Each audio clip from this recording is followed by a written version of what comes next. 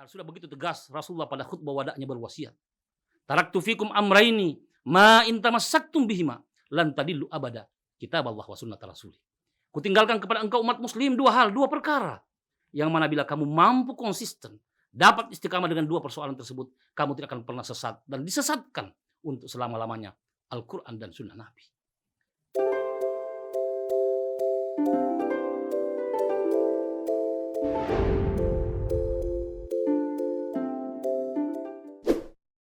Assalamualaikum warahmatullahi wabarakatuh.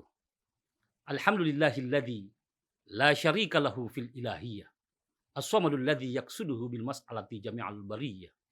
Alladzi farada 'alaina ats-thubuta fil Islam wa khatama 'alaina as-salata waz zakata was siyamal hajjal bihram.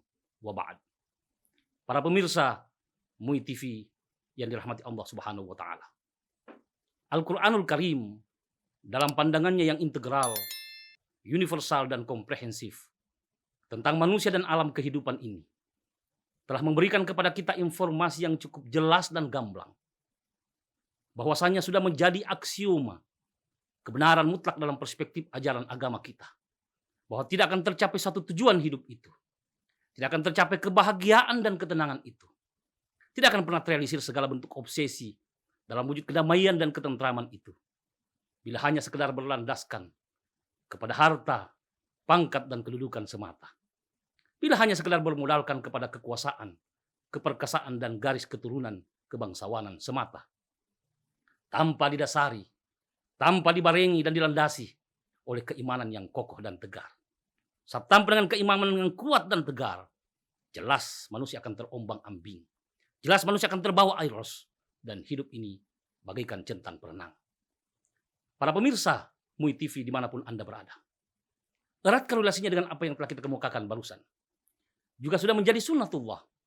Bahwa semua yang namanya manusia, bahkan bukan hanya terbatas pada kelompok manusia saja, tapi seluruh makhluk yang ada di alam dunia ini, semua pasti mencari, menginginkan dan mendambakan apa yang dikenal dengan kebahagiaan dan ketenangan. Semua pasti mencari dan mengejar apa yang dinamakan dengan kedamaian dan ketentraman itu. Pertanyaan yang kemudian muncul, apakah semua manusia mengharapkan kebahagiaan dan ketenangan itu mampu mereka bumikan dan realisasikan dalam hidupnya? Realitas sejarah mencatat mal asapus syadid, terutama terhadap generasi-generasi terdahulu.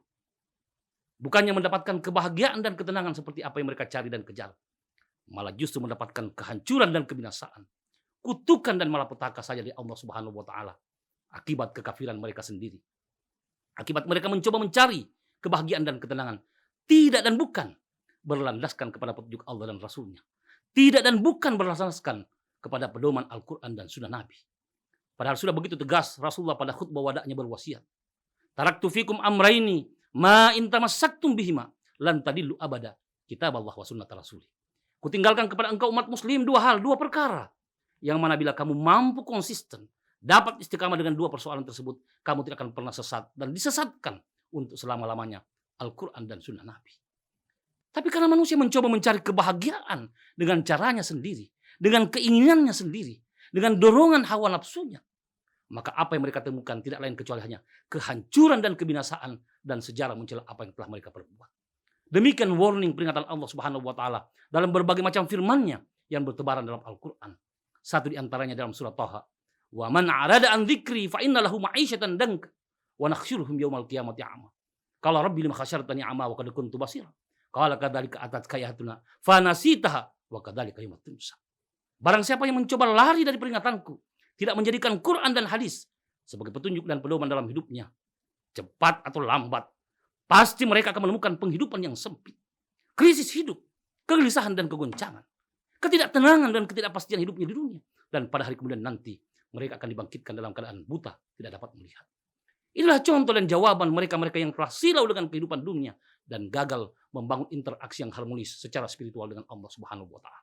Bahkan bila kebiasaan ini dibiarkan berlarut-larut, maka syaitan akan masuk mengintervensi kehidupan kita.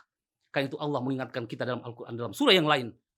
Wa may ya'shi an dzikrir rahman nuqayyid lahu syaitan fahuwa lahu qarin. Fa innahum la yasuddunhum 'anis sabil wa yahsabuna annahum muhtadun. Maka tatkala manusia meninggalkan Al-Quran dan hadis, maka mereka akan dipimpin dan ditunjukkan jalan kesesatan oleh syaitan. Ketahuilah bahwa syaitan tidak lain kecuali akan menjerembabkan kepada penyimpangan dan kedurhakaan kepada Allah Subhanahu wa taala. Inilah contoh orang-orang yang gagal memahami makna kebahagiaan. Kebahagiaan selalu dilihat pada materi, pangkat dan kedudukan. Padahal tidak jarang materi justru adalah istirahat dari Allah Subhanahu wa taala. Dalam surah yang lain dikatakan, "Falamma nadzu ma dzukiru bih, fatahna 'alaihim abwaaba kulli syai', hatta idza farihu bima utu, akhadnahum baghtatan fa idahum mublisun." Maka apabila manusia meninggalkan Quran dan hadis, kami akan bukakan bagi mereka pintu-pintu kesenangan, pintu-pintu rezeki, sampai pada saat mereka berleha-leha, lupa diri dengan kenikmatan itu, akhadnahum baghtatan, kami cabut kembali kenikmatan itu. Faidahum mublisun, pada saat itu mereka terdiam berputus asa.